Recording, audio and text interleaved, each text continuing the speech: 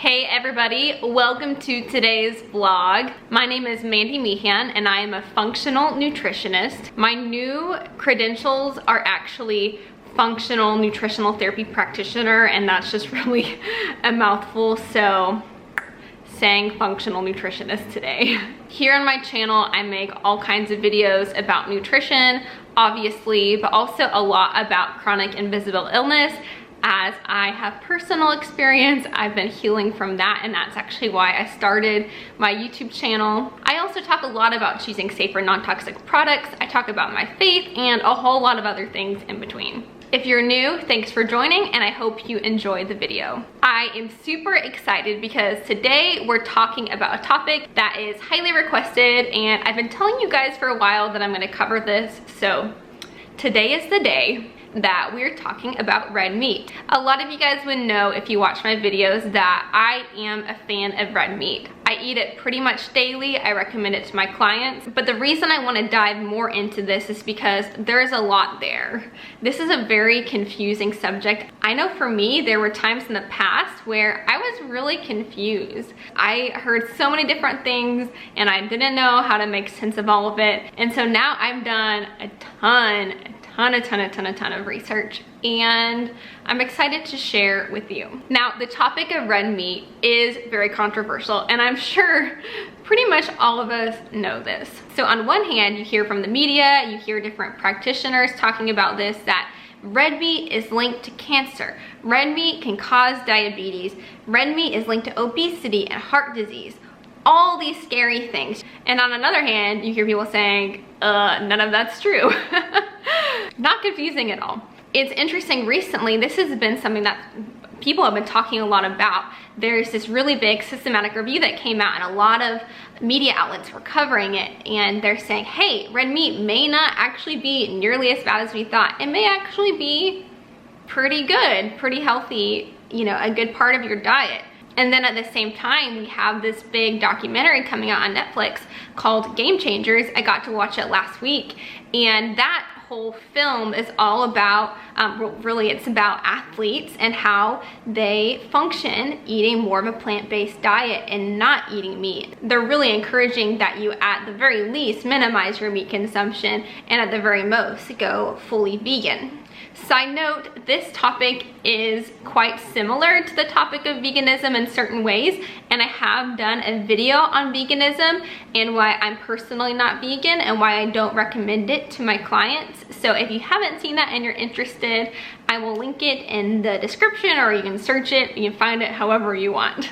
So as a functional nutritionist, I'm mostly gonna focus on the nutritional aspects. Now, partly that's because I don't want this video to be ridiculously long, because I really do have a lot of thoughts and things that I would love to share about the environmental aspect. But what I will say is that I really do encourage you to look into regenerative agriculture. There have been a lot of farmers that have really shown that regenerative agriculture and that rotational grazing can really reduce emissions, and it can also really make the soil so much better. So I've mentioned her many times before, but a great resource for that is Diana Rogers from Sustainable Dish. I will link her information in the description, and she actually has a documentary coming out hopefully soon. I don't actually know when. I'm really pumped for it. And then after the documentary, she's got a book coming out with Rob Wolf, and it's going to be all about the nutritional and environmental impacts of raising and consuming cattle. So I am going to try to cover a lot, but obviously not everything. So if you want me to talk about this more, I can totally make more videos in the future. And also, I really just want to put out there that I hope that you don't take anything that I say at face value. I really hope that you learn to think for yourself, that you think critically, that you always do your research so that you know what you believe and you know why you believe it. I love researching the things that I believe, and I also really love researching the exact opposite of the things that I believe. Just because I'm a functional nutritionist doesn't mean that you should just automatically assume that everything that I say is true. Same thing if I were a registered dietitian or a medical doctor. Gotta do your own research, okay? And finally, I just want to say that every single person, they have their own unique bio-individual needs. That means that consuming red meat may be great for me, it may not be great for you. And also, you can do whatever you want. If you don't want to eat red meat, you do not have to eat red meat. It is totally up to you. If you eat red meat and it doesn't quite digest well, you don't really feel good, I hope that you do explore the possibility that you could have some digestive issues going on. You possibly could be hypochlorhydric, meaning your body's not producing enough stomach acid. But if you dive into all those things and you still don't do very well with red meat, then don't eat it. Just listen to your body. Okay, so first I want to talk about some of the biggest concerns that I hear about when it comes to red meat. And I asked you guys on Instagram what you wanted me to talk about, so I'm going to focus on the main ones. There are a lot of different things I could cover. Some of you may know about these things like TMAO, IGF-1, questions about heme iron, mTOR. I can't cover all of those. I'm going to cover some of the big ones. Okay, so first I want to talk about meat potentially causing cancer. And colorectal cancer is the one that people talk about the most. So anytime someone makes a claim like meat causes cancer, meat causes heart disease, I would hope that they have some really good clinical research to back it up. Here is the issue. These studies that are really demonizing meat, they are almost always what are called epidemiological studies. And a more simple term for that I think people can understand pretty easily are observational studies. So what that means is they take a large group of people and they say, hey, I just need you to fill out this form and tell me what you've been eating. In the last 3 months, how many peaches did you eat? How many grapes did you eat? I don't know. How many ounces of red meat did you think that you ate in the last couple, 3 months or whatever. So they take these groups of people and they just kind of observe their diets over time, and then they'll make connections. So they'll look at everything and they'll say, oh, well, all these people were eating red meat and a lot of those people ended up with colon cancer. So there are a lot of issues with this. And if you really understand much about statistics or just scientific studies at all, first of all, you know that correlation does not equal causation. And also just the basic hierarchy of these studies, just breaking it down really simply. The poorest ones would be animal studies and cell studies. Then you'd have the observational studies. Then you'd have randomized controlled trials. And then at the very top, you'd have collections of those randomized controlled trials. For example, a meta-analysis or a systematic review. When people just start a study and say, hey, meat causes this. If it is an observational studies, there are so many confounding variables that really is not good evidence to show that that's what's causing it. When there is correlation, that is reason to look into it more, but that does not mean it's the answer. So one of my favorite kind of examples of what this looks like, I'll put it up on the screen. It's showing the correlation of people who passed away by falling into a swimming pool and drowning. Then it'll also show times that Nicolas Cage was in a movie. So look at that. Gosh, Nicolas Cage is causing all these problems. We need to get rid of Nicolas Cage. He is canceled. So this is a very important thing to understand for all these different things that people are concerned about with red meat, not just the carcinogens. But now let's actually break down what those carcinogens are in meat, where they come from, and how they could affect you. The two main carcinogens that you'll hear the most about in red meat are, we'll see if I can remember. So there's PAHs, or polycyclic aromatic hydrocarbons. And then you've got HCAs, which can also be called HAAs, which are heterocyclic aromatic amines. If it looks like lighting or anything is changing, it's because my camera died and then I charged it for like 15 minutes, so we'll see how long this lasts. So HCAs, those occur in meat when you cook it at very high temperatures. Whenever your meat chars or burns, that's when those HCAs are produced. So really when it comes to that, charring and burning your meat is not ideal. Really, when you cook anything, compounds like this are formed, just like acrylamide that is formed whenever you heat starches. Acrylamide is also known to cause cancer. So things like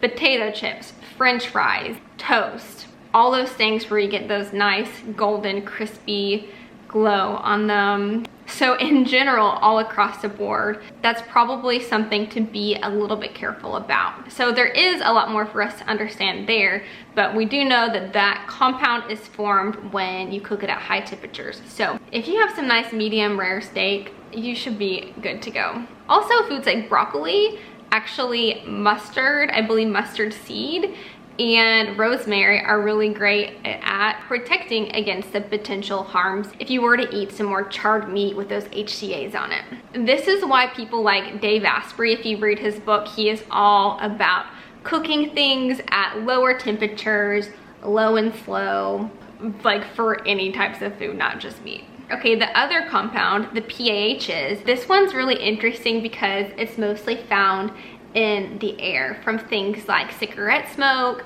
from car exhaust, asphalt roads, things like that. So what happens if you were to grill your meat outside, the PAHs from the air can actually settle into the meat and it could contaminate it in that way. It's actually really interesting though, PAHs can contaminate cereals, breads, even water. So this is definitely not just a concern with meat.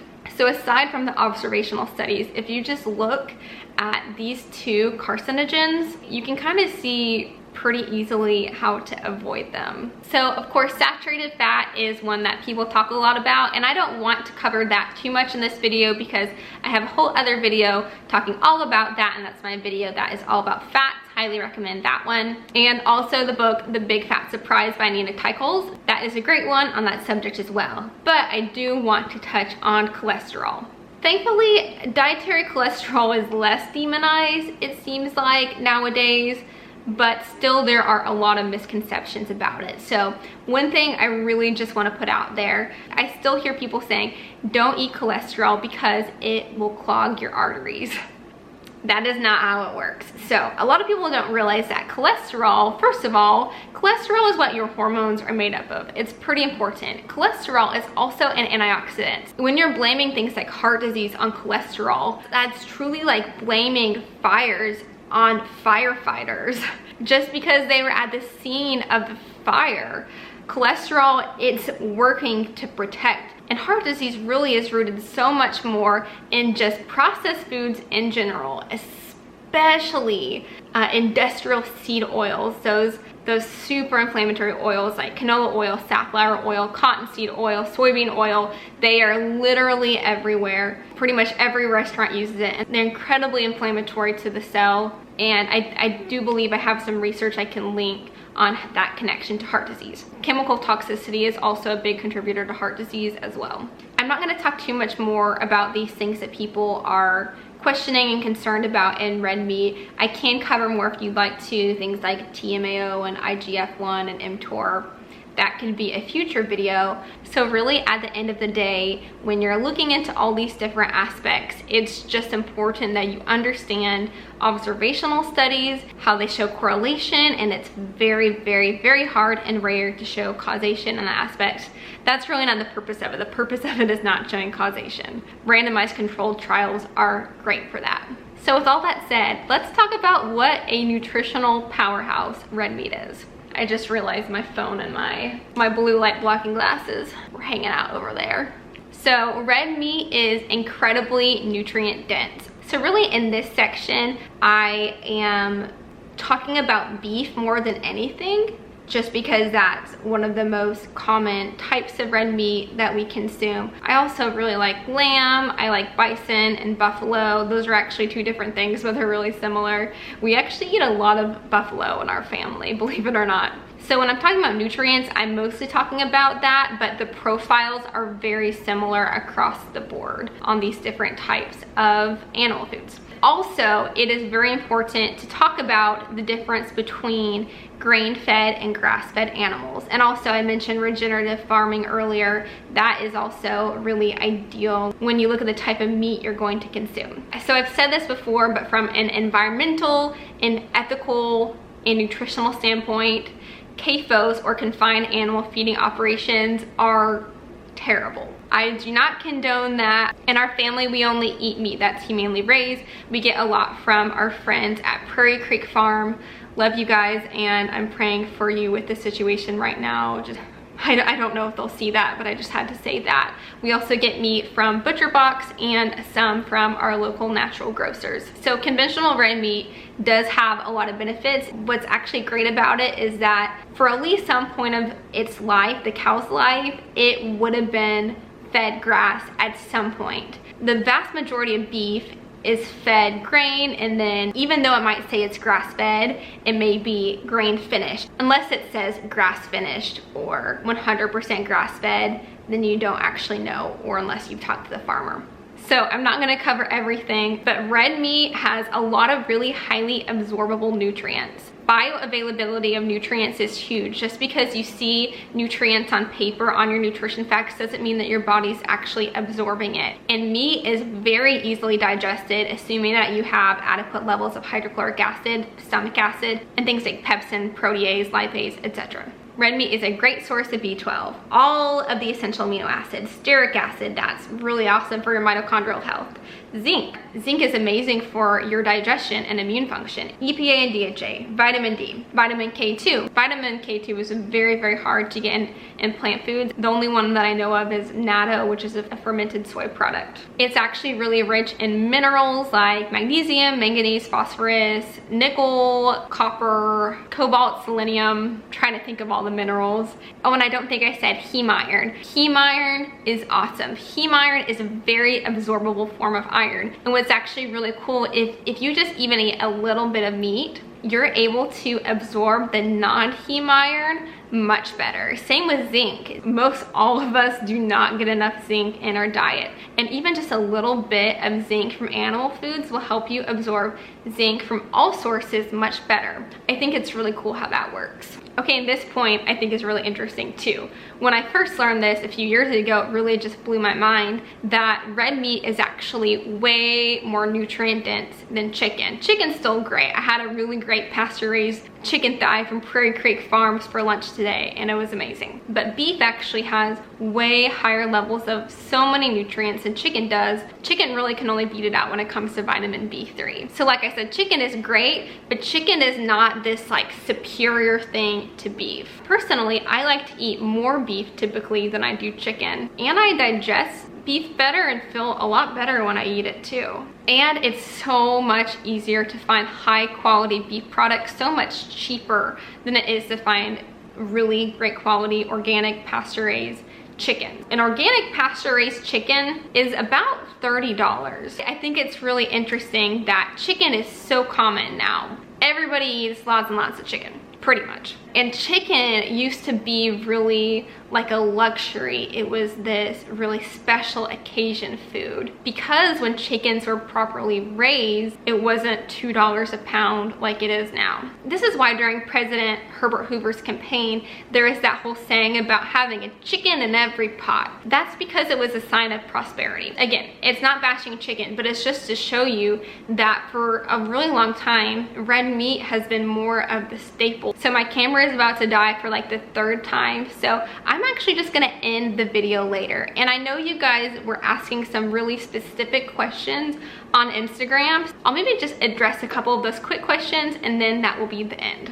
Okay, obviously it's later, but I was looking over the questions you guys asked me on Instagram, and I really covered a lot of them just throughout the video. It's interesting seeing how many of you are wondering if red meat is harder to digest. And like I said before, if you have adequate stomach acid and adequate digestive enzymes, then it's actually really simple for your body to digest. Obviously, higher fat foods, they slow down digestion, so it can take a little bit longer. But actually for a lot of people, if they eat red meat that does have more fat, that will actually make digestion easier. Unless you have gallbladder issues, maybe you've got that thick and viscous bile, and that's something totally different that needs to be addressed. I got asked if you need to stop eating red meat at an older age, and unless you have like a very unique specific issue, it should be not only safe, but really awesome for most people of all ages.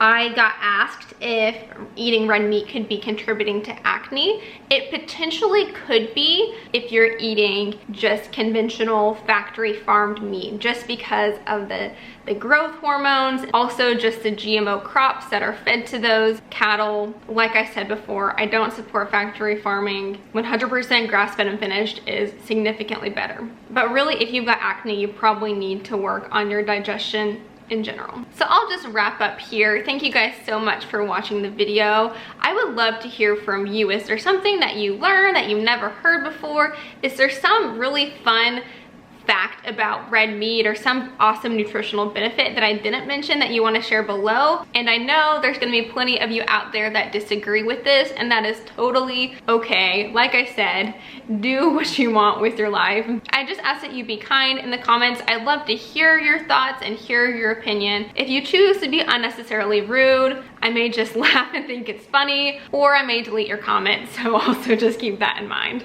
Thank you guys for watching this video, and I will see you in the next one. Bye!